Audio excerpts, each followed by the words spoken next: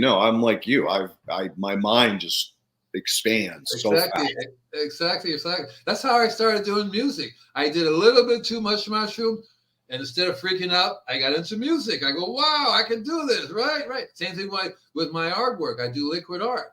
And I only started because I happened to do a little bit too much of it. And rather than freaking out, let's do something. Okay, wow. That's how you train yourself. And sativa, sooner or later, they're going to find out that it's really a cure for everything. That's why it became legal in the first place, right? Illegal in the first place because the pharmaceutical company says, we ain't going to have none of that.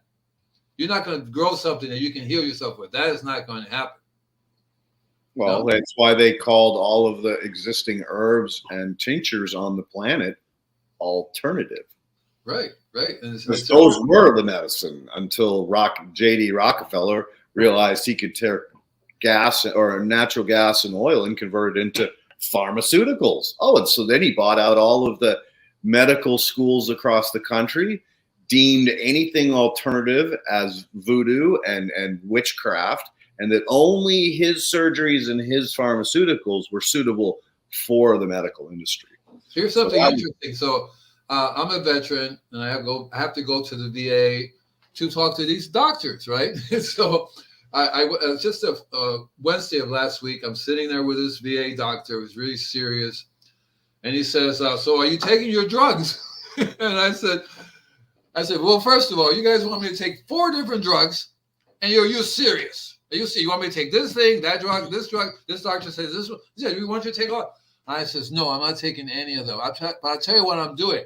I told him I joined this church, and the sacrament is totally legal, and they feed DMT to the mushrooms, and then you eat the mushrooms. I'm tripping on mushrooms right now.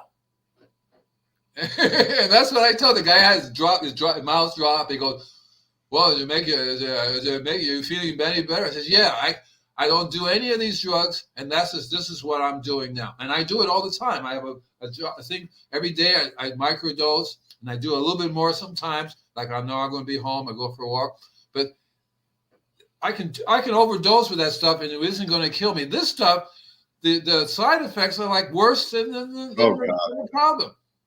Worse than the problem. And then they give you another pill for the side effect.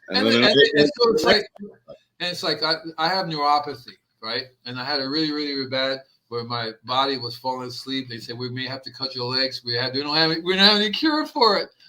And so it's like I'm at the point where now I'm hoping that they don't test me again because I don't really have it anymore.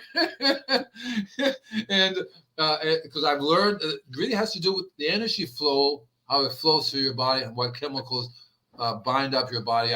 You have to learn how to eliminate toxins for your body. They did a study. Everybody has lead toxicity in their body, for example.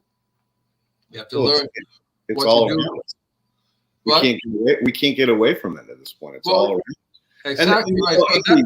Andy, I think the real important message to the audience should be more about unclogging your chakras, releasing the energy that allow the energy to flow in and out of you so that you can then start to take it to the next level. That was the next thing I was going to get to.